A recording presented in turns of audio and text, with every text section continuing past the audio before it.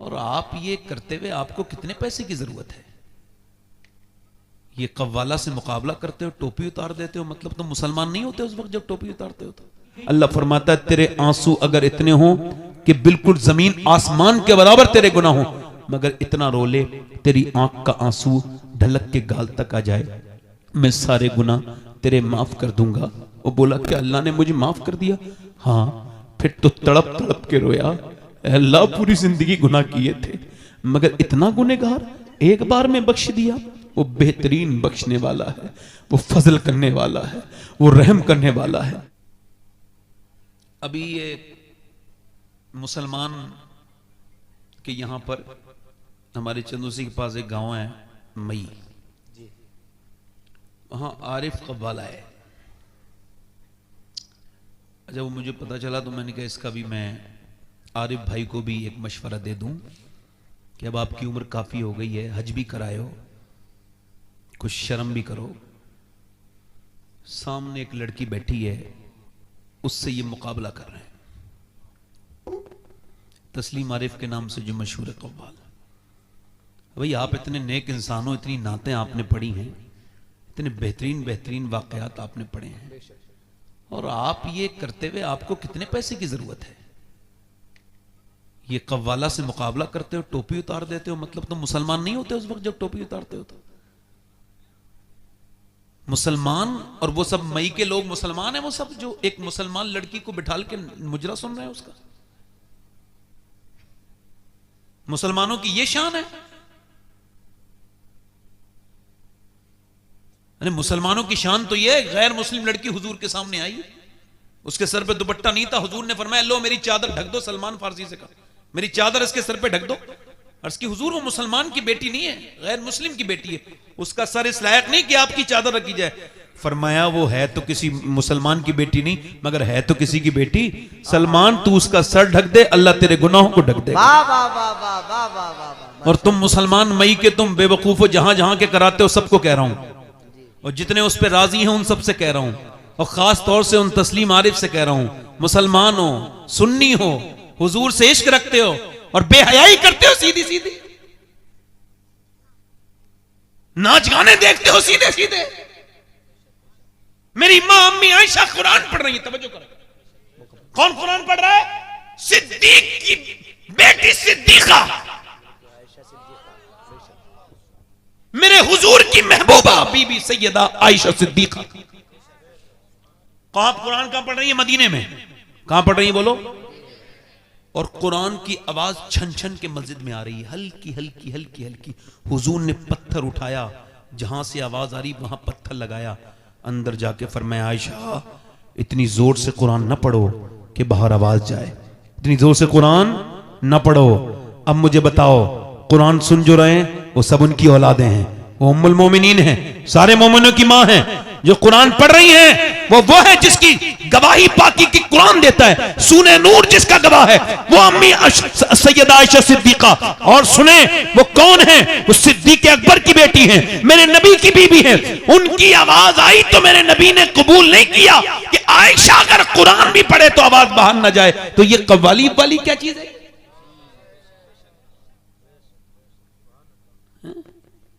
ये उनके लिए पैगाम इस वजह से भेजा कि ये काफी लोग आए यहां पे, ये पहुंचा देंगे उन तक, जरूर वो सुन लेंगे।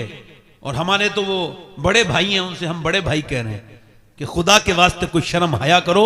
अब बूढ़े हो गए, तौबा कर लो, तुम्हें तो पहले ही तौबा कर लेनी चाहिए थी इस सब बातों से। हजरत अली कहते हैं कि मेरी निकाह होने वाला था, कहते मैं निकाह करके अपनी बीबी फातिमा के पास गया, पहली मर्तबा मैंने सैयदा के कमरे में जब कदम रखा तो उन्हें देख के रोने लगा। कोई बीबी को देख के रोता है अपनी? दूल्हा नहीं ना, और बीबी भी फातिमा हो, सैयदा हो, और मियां नबी की बेटी। हम सुभान अल्लाह। अम्मी आयशा फरमाती जिसकी नाक, जिसकी आंख, जिसके होंठ, जिसके रुखसार, जिसका चलना, जिसका बोलना बिल्कुल नबी की तरह है, वो कोई और नहीं बल्कि सैयदा फातिमा है। फातिमा चलती थी ऐसा लगता था अल्लाह का रसूल चल रहा है, फातिमा बोलती थी ऐसा लगता था रब का रसूल बोलने लगा। सुनो, हजरत अली कहते हैं मैं रोने लगा अपनी बीबी को देख के, तो मुझे देख के वो बोली आप क्यों रोते हैं? कि आपको शादी ये पसंद नहीं थी? मैंने कहा बिल्कुल, हुजूर का एहसान है, सरकार ने आपका हाथ मेरे हाथ में दे दिया और आपने मुझे मंजूर किया फातिमा, मगर मुझे एक बात का गम है। कहा क्या? कहा कितनी भी गरीब लड़की की शादी हो, मेरी बहनें सुन लें, मेरी बेटियां सुन लें, हो सके तो लिख लें, हो सके तो रुखसत करते वक्त अपनी बेटी को ये बात कान में सुनाएं, अल्लाह तुम्हें इसका अज्र देगा। क्या? हजरत फातिमा कहने लगे हजरत अली, है फातिमा मैं देख रहा हूं कितनी भी गरीब की लड़की की शादी हो, एक दो जोड़ी कपड़े नए पहन लेते हैं, मैं देख रहा हूं कि हसरत होती है, तमन्ना होती है, दुल्हन के दिल की हसरत होती है कि मैं अपना हसरत निकालूं दुल्हन बनते वक्त, मगर मैं देख रहा हूं आप जिस कपड़े में दुल्हन बनी है उसमें 70 पैमद लगा है उस चादर में, मगर आपके चेहरे पर कोई शिकन नहीं।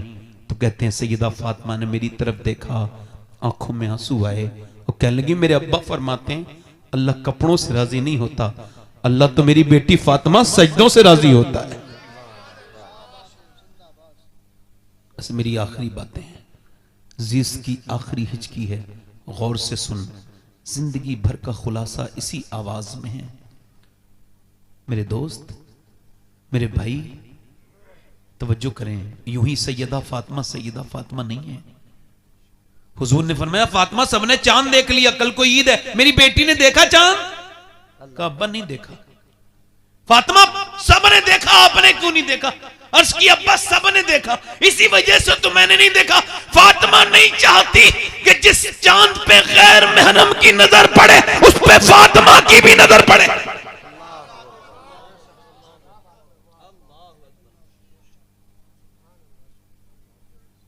हुजूर की बेटी दुनिया से जा रही है, आखिरी बात सुन लो मेरी बहनों सुन लो। दुनिया से वो जा रही है जिसने हसन हुसैन पाल के दिया दुनिया को, और हुजूर के बाद 6 साल 6 महीने तक दुनिया में रही, 26-27 साल की उम्र थी।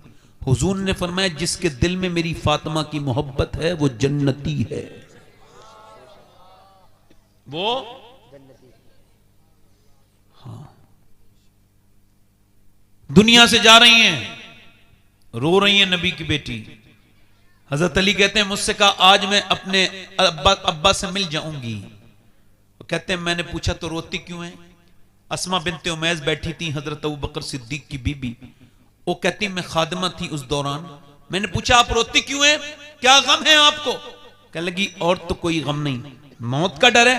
कहा नहीं, मैं सोच रही हूं जीते जी पर्दा किया है, इंतकाल के बाद जब मैयत चलती है ना तो मैयत पे जब चादर डालते हैं तो पता चल जाता है पेट कितना मोटा है, कितना पतला है, मैयत कितनी मोटी है, कितनी पतली है। मैं सोच रही हूं कि कहीं ऐसा ना हो जीते जी तो मैंने पर्दा किया है, इंतकाल के बाद जब मेरा जनाजा निकले तो किसी को यह खबर ना हो जाए कि मोहम्मद की बेटी कितनी मोटी थी, कितनी पतली थी। अल्लाह अकबर। मेरा इमाम बरेली से बोला जिसका आंचल न देखा मोह मेहर ने, उसे रिदाए नजाहत पे लाखों सलाम। सैयदा ज़हरा तैयबा ताहिरा जाने अहमद की राहत पे लाखों सलाम। ओ मेरी बेटियों, ओ मेरी बहनों, अपने घरों में कुरान शुरू कर दो वरना तुम्हारे बच्चे बर्बाद हो जाएंगे। इनको बचाओ, अपनी बेटियों को बचाओ। 6 साल की बच्चियों पर, 6 साल की बच्ची के सर पे दुपट्टा रख दो। मैं गारंटी के साथ कह रहा हूं और मुझसे लिखवा लो, मुझे थूक देना मेरे मुंह पर। 6 साल की बच्ची अगर हो और तुमने सर पर दुपट्टा रख दिया, मर जाएगी मगर अपना सर वो नंगा नहीं करा सकती। ये गैर मुस्लिम कह रहे हैं हमने मुसलमान लड़कियां कन्वर्ट करा ली, हमने मुसलमान लड़कियां छीन ली। तुम्हारी हैसियत कोई नहीं है, मुसलमान थी नहीं सही मानों में, वरना मुसलमान कैसे चली जाएगी? उसने इस्लाम समझा ही नहीं। गैर मुस्लिम के साथ एक लड़की गई, मैंने उससे मुलाकात की, मैंने पूछा तुम मुसलमान हो? कहने लगी जी मुसलमान थी मैं, अब तो नहीं। मैं कह लगा क्या तुम सैयदा फातिमा को जानती हो? बोली नहीं। मैंने कहा आप सैयदा खतीजा को जानती हो? बोली नहीं। मैंने कहा मैं सुनाऊं? बोली आप सुनाओ। मैंने उसे एक एयरपोर्ट पे बैठ के 1 घंटे लगातार सैयदा फातिमा की बातें सुनाई, बचपन से लेके तक विसाल तक। आखिर में वो बदल गई। मैं कहता हूं गैर मुस्लिमों से जो ये देख के खुश होते हैं मुसलमान लड़कियां हमने छीन ली, वो उन्हें बताओ उन्होंने इस्लाम समझा नहीं था। अगर समझ लेती तो कभी अपनी जान दे देती, ईमान नहीं देती। देखना है तो फिलिस्तीन को देख लो। मेरे नबी ने फरमाया जब मदीने के हालात बिगड़े तो सहाबा तुम चले जाना शाम, अर्ज की हुजूर शाम के हालात बिगड़े तो मेरी उम्मत के लिए दुआ करना।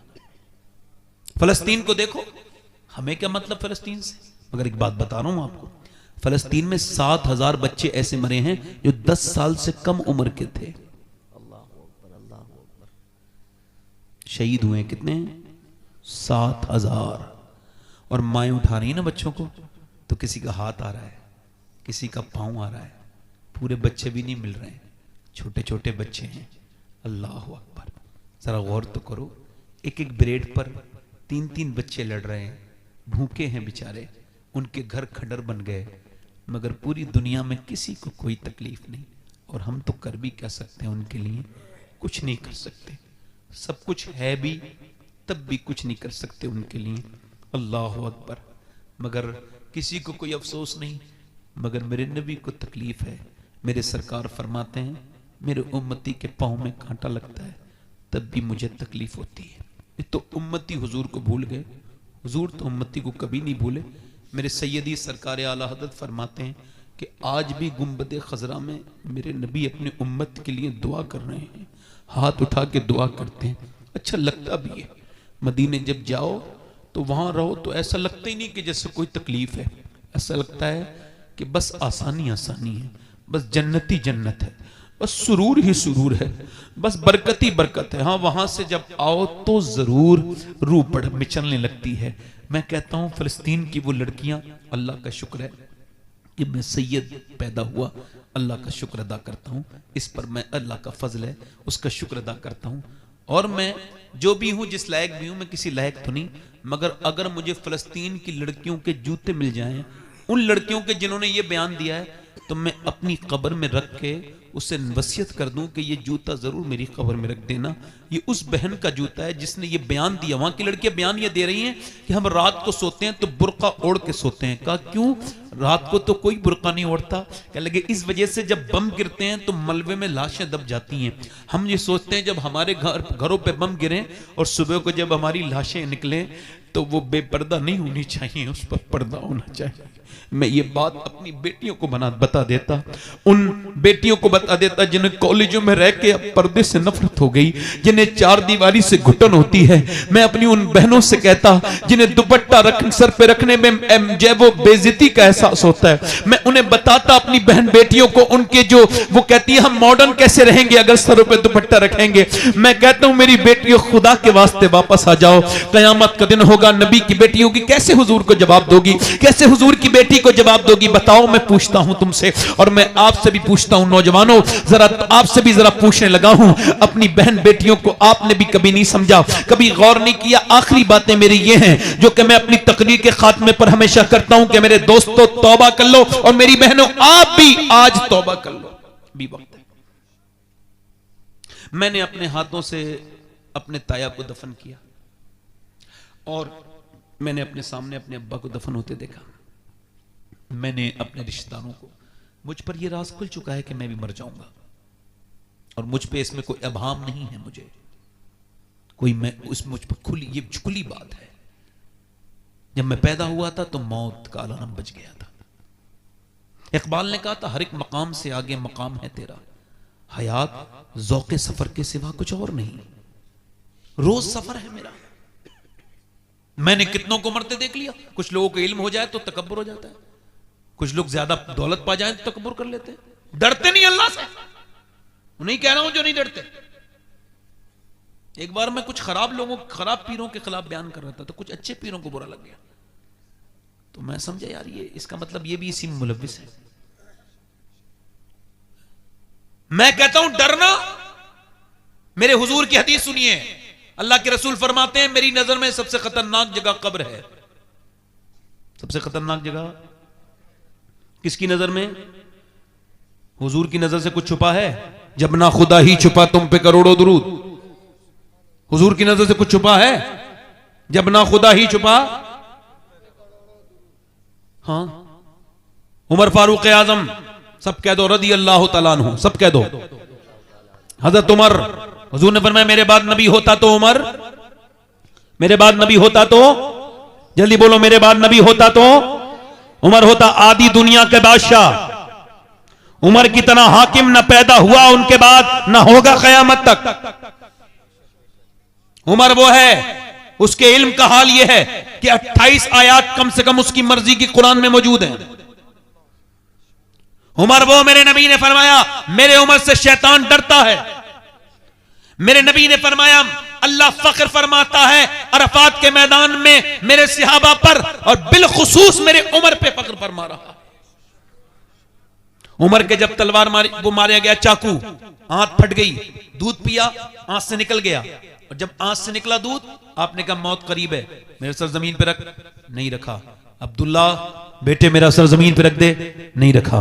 अब्दुल्ला सर जमीन पे रख दे, नहीं रखा। बेटे मेरा सर जमीन पे रख दे। तो जब सर जमीन पे रखा तो उमर ने अपनी नाक मिट्टी में रगड़ी मदीने की, और कहने लगे ऐ अल्लाह, लोग कहते हैं उमर ये है, उमर वो है, मगर उमर तो तेरी बारगाह का मुजरिम है, मोहताज है।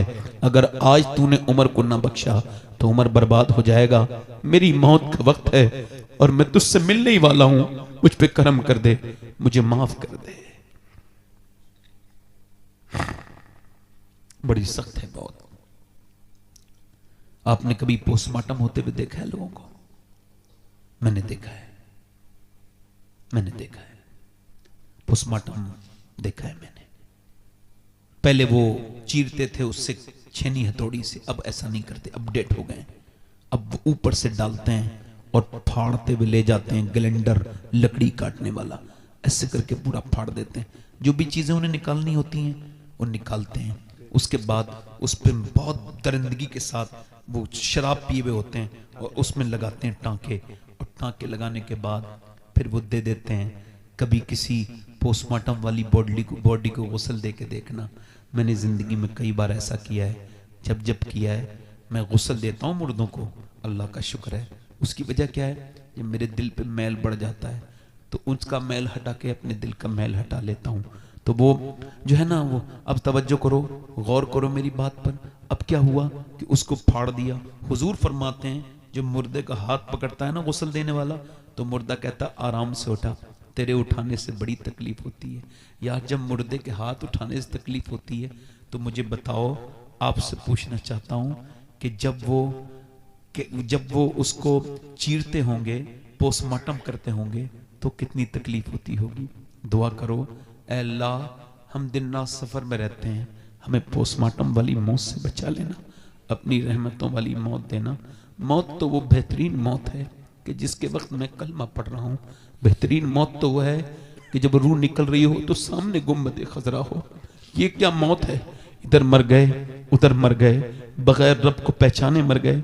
कभी सोचा, कभी गौर किया, कभी गौर किया आपने? एक औरत मूसा अलैहिस्सलाम के जमाने में एक आदमी के पास आई, कह लगी मेरे बच्चे बीमार हैं, आप मुझे कुछ दे सकते हैं? उस आदमी ने कहा मैं तो तुझ पे नजर रखे हुए था, तेरा शौकीन हूं, तू रात गुजार दे, मुझे हर रात नई औरत चाहिए, तू आज रात आ जा, तुझे दे दूंगा। उसने कहा मैं अपना जिस्म बेचने नहीं आई हूं। चली गई, फिर वापस आई, कहने लगी कुछ दे दे, बच्चे मेरे भूखे इतने हैं, उनके मुंह से झाग निकल रहे हैं, मेरे बच्चे बेहोश हो रहे हैं, कुछ दे दे। उसने कहा मैं रात को आ जाऊंगी, जो तेरा दिल चाहे कर लेना। वो रात को आई, बच्चों को खिला के कमरे में बैठी थी। इसने उसके हाथ लगाना चाहा, जैसे ही हाथ लगाया ना, ये कांपने लगी। इसने कहा कांपती क्यों है? ड्रामा करती है, पैसे नहीं मिले। कहने लगी पैसे सब कुछ नहीं होते, और फिर का ईमान भी कुछ होता है। का क्या मतलब? का जब मैं नमाज पढ़ती हूँ, सजदा करती हूँ, तब भी अल्लाह देखता है, और जब मैं तुझसे जिस्म बेच रही हूँ तब भी मेरा मालिक देख रहा है। और मैं अपने मालिक से यही कह रही हूँ, ऐ मेरे बेपनाह ताकतों वाले, अगर मैं मां ना होती, बच्चे मेरे भूखे ना होते, तो कभी जिस्म न बेचती। हुजूर फरमाते हैं ऐसी फूट के रोई, ऐसी फूट के रोई कि रोना तो उसका था मगर दिल पे असर उसके हो गया। अल्लाह बड़ा करीम है, बड़ा अल्लाह कदरदान है अपने बंदों का। अल्लाह ने उसका दिल बदल दिया। अल्लाह ने जब उसका दिल बदला तो उसकी आंखों के आंसू नीचे को गिरे, तो वो बोला मैं तुझे अपनी बहन बनाता हूं, ले ये ले। उसने पैसे दे दिए सारे, चली जा, तूने मेरा दिल बदल दिया। सजदे में गिर के बोला मालिक एक बार आई थी, हाथ नहीं लगाया। कैसी डरती थी मैंने तो कितनी इज्जतें लूटी हैं, मैं तो कितना लुटेरा हूं। ऐसा रोते रोते सो गया। सुबह को दरवाजे पे दस्तक हुई, इसकी आंख खुली, दरवाजा खोला, सामने बुजुर्ग खड़े थे। कहा आपका नाम? कहा आप पहले बताएं किसका घर है ये? कहा मेरा ये नाम है। तो सामने खड़े होने वाले मुस्कुराए, बोले मैं अल्लाह का नबी मूसा हूं और अल्लाह ने तुझे सलाम कहा है, अल्लाह ने तुझे सलाम कहा है, मैं अल्लाह का नबी मूसा हूं। उसने कहा मूसा कोई देख लो, कोई नेक आदमी को भेजा होगा सलाम, मैं तो इस इलाके का सबसे बड़ा बदतमीज इंसान हूं। कहा तूने कोई नेकी की है? कहा एक नेकी की, एक औरत मजबूर थी उसे अल्लाह के लिए छोड़ दिया। कहा तो सुन, मेरा अल्लाह फरमाता है कि तू तो इतना रोया तेरी आंखें भीग गई। अल्लाह फरमाता है तेरे आंसू अगर इतने हो कि बिल्कुल जमीन आसमान के बराबर तेरे गुनाह हो, मगर इतना रो ले तेरी आंख का आंसू ढलक के गाल तक आ जाए, मैं सारे गुनाह तेरे माफ कर दूंगा। वो बोला कि अल्लाह ने मुझे माफ कर दिया? हाँ। फिर तो तड़प तड़प के रोया, अल्लाह पूरी जिंदगी गुनाह किए थे मगर इतना गुनहगार एक बार में बख्श दिया। वो बेहतरीन बख्शने वाला है, वो फजल करने वाला है, वो रहम करने वाला है। मुल्ला रूम कहते हैं एक औरत एक आदमी एक चूड़ी पहनाने वाला था, औलाद नहीं थी, एक बच्चा खरीद दिया उसने, बच्चा खरीदा, ले लिया उसने पाला। 20 साल के बाद अपने घर आया, काम करते करते रोज आता था मगर 20 साल हो गए थे उस लड़के को बड़ा होने थे। तो घर आया, बीबी ने कहा दरवाजा नहीं खोलना। कहा क्या हुआ? कहा दरवाजा नहीं खोलना। कहा बात तो बता, कौन सा गुनाह करके आए हो आप? कोई गुनाह नहीं। कहा सही बताओ। कहा एक गुनाह किया, आज एक लड़की को चूड़ी पहना रहा था, उसका हाथ पसंद आ गया, मैंने पकड़ लिया था थोड़ी देर और थोड़ा सा हाथ फिराया उस पर, मगर फिर याद आया अल्लाह देख रहा है तो छोड़ दिया। कहा अंदर आ जा, मैंने जिसे ना अपना बेटा बना के पाला है, वो जिसे हम पालते हैं बेटा बना के, उसने आज मेरा गलत तरीके से हाथ पकड़ लिया था। मैं समझ गई कि जरूर मेरे आदमी ने किसी की इज्जत पे हाथ डाला है, जो आज मेरे घर में मेरी इज्जत पे हाथ डाला है। वो रो के, मुल्ला रूम कहते हैं वो आदमी रोया और रो के बोला मालिक मेरी बेटियों की, मेरी बहनों की हिफाजत कर ले। मैं कहता हूं मेरे दोस्तों तौबा कर लो, एक आंसू बहाओ उसके सामने। आंसू आपका 1 रुपए का भी नहीं बिकेगा, बेचिए देखना, टीन का पीपा बिक जाएगा मगर आंसू नहीं बिकेगा। अल्लाह फरमाता है मैं बहुत महंगा खरीदता हूं, एक आंसू में जन्नत दे देता हूं, एक आंसू में। आंसुओं का बेहतरीन कदरदान अल्लाह है, बख्शने वाला है। आपको इसी वजह से पैदा किया है कि आप उसकी इबादत करें, उसके सामने रोएं। और आज बता रहा हूं पूरी जिंदगी 2 लफ्जों में बयान करके जा रहा हूं। हजरत इमाम हसन बसरी से किसी ने पूछा दीन समझा दें 2 लफ्जों में, तो उन्होंने कहा कि अल्लाह के सामने रोने का नाम दीन है, बंदों के सामने मुस्कुराने का नाम दीन है। उम्मीद की आपसे मैंने बदलेंगे। अपने बताओ हुजूर के नाम पे कितने लोग गर्दन कड़ा सकते हैं? दोनों हाथ रख के बताएं। एक दूसरे की तरफ ना देखना, मुस्कुराना नहीं, नीचे हाथ कर लें, बात ना करना आपस में। बात जो गर्दन कटा सकता है कुछ भी कर सकता है। कितने लोग ऐसे हैं जो गर्दन भी कटा देंगे और आज से हुजूर के नाम पे पूरी दाढ़ी भी रखा लेंगे। इस महफिल में खड़े हो जाएं, खड़े हो जाएं। वो लोग जो दाढ़ी रखाएं वो खड़े हो जाएं। नहीं, सिर्फ वो लोग जिनके दाढ़ी पूरी नहीं हो, बाहर निकल के आ जाओ, दोनों बाहर निकल के आ जाओ। आप भी आ जाओ, आ जाओ, आ जाओ। आप एक दूसरे को मत देखो। जब मैं मरूंगा तो कोई मुझे नहीं देखेगा, कोई कब्र पे नहीं लौटता। जो आप देखते हो किसी को, जिसके दाढ़ी कटी भी हो या मुंडी भी हो, बाहर आ जाए। जो मदरसे का बच्चा हो वो ना खड़ा हो, नहीं तो इनके तो निसाब में। आप आ जाओ, बैठो। आपकी दाढ़ी पूरी है? अच्छा पूरी नहीं है तो आ जाओ, कटी भी है तो आओ, बाहर निकल के आओ। देखो एक दूसरे की तरफ ना देखो, सब इधर देखो। कब्र के अंदर ये 3 लड़के आ गए, इधर आ जाओ। शुक्रिया भाई, जज़ाकल्लाह, अल्लाह आपको बदला देगा। इधर देखो, कब्र में सब मिट्टी डाल के आएंगे नहीं? तो जिन्हें कब्र के बाहर रहना है उसे दिल में मत रखो, ये दाढ़ी उसकी सुन्नत है जो कब्र में तशरीफ लेकर के आएंगे। कोई 5वां आशिक़ रसूल है इस महफिल रसूल में? आओ। अगर किसी के साथ कोई दफन होता हो तो दुनिया के लिए मत रखाओ दाढ़ी। जिस दुनिया वालों के लिए हुजूर की सुन्नत को मुड़ा रहे हो, ये सब तुम्हें दफन करके आएंगे, पलट के भी नहीं देखेंगे। कब्र में वही सरकार आएंगे जिनकी ये सुन्नत है दाढ़ी। और कोई लड़का इस वजह से दाढ़ी न रखा रहा हो कि शादी नहीं होगी, अच्छी लड़की, खूबसूरत लड़की चाहिए, नेक लड़की चाहिए, और अगर अपनी अच्छी जिंदगी गुजारना चाहते हो तो शादी से पहले दाढ़ी रखाओ, क्योंकि किसी भी दाढ़ी वाले को कोई भी बेहुदा, बेशरम, बेगैरत लड़की पसंद नहीं करेगी। दाढ़ी वाले को सिर्फ दीनदार लड़की ही पसंद करती है। ये 6 हो गए, कोई 2-3 लोग और हैं आशिक रसूल? मेरी बख्शिश के लिए तो एक ही लड़का काफी हो जाता, मगर दाढ़ी मुंडाने वाले और कटाने वाला अगर कोई हो तो आ जाए, पूरी सुन्नत रखाने वाला। है कोई आशिक रसूल अपने नबी की सुन्नत के लिए? आ जाओ, दाढ़ी छोटी है ये, पूरी नहीं, आ जाओ पूरी कर लेना माशाअल्लाह। देखो दाढ़ी एक मुश्त होनी चाहिए। कितनी भाई फारूक भाई? एक मुश्त या 4 अंगुश्त, और वो नपेगी यहां से जी, यहां से नीचे नजर आनी चाहिए, ठीक है? उससे कम नहीं, ये वाजिब है, इससे कम रखना हराम है। 1 2 3 4 5 6 7 8 2 और हो जाएं तो इमाम हुसैन की 10वीं हो जाएगी। 2 जिनकी छोटी दाढ़ी हो आ जाए, मौका अच्छा है, अल्लाह आप पर फजल फरमाएगा। मेरे दोस्त आ जाएं, देर न करें, मेहरबानी करें। है कोई आशिक रसूल? 2 आशिक रसूल और खड़े हो जाएं, दीवाने। कोई है? एक और आ जाए तो फिर हमारा तो पूरी माशाल्लाह। मैंने तो 2 मांगे थे, ये 3 आ गए, सुभान अल्लाह। 11वीं हो गई गौस पाक की, है ना? 12वीं हो गई, सुभान अल्लाह। तो वो 12वीं भी सुन्नी करते हैं। मगर नौजवानों एक बात याद रखना, देखो मैं कोई दावा नहीं कर रहा हूं, मगर चूंकि ये हुजूर की सुन्नत है इस वजह से ये तुम्हें वादा कर रहा हूं, अगर आप अपनी दाढ़ी पे कायम रहे तो मदीने से मदद देखा करोगे, मदीने से मदद होगी तुम्हारी हमेशा।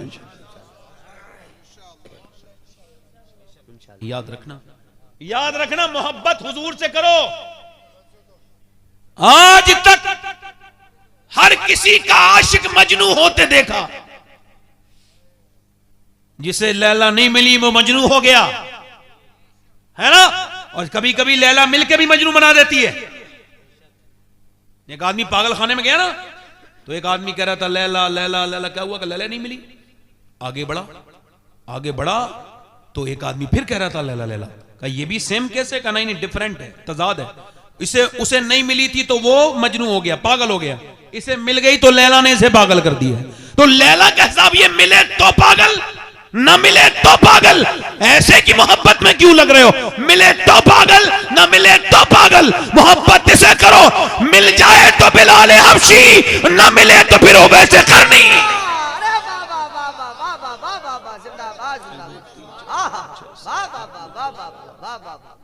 ये 13 हो गए।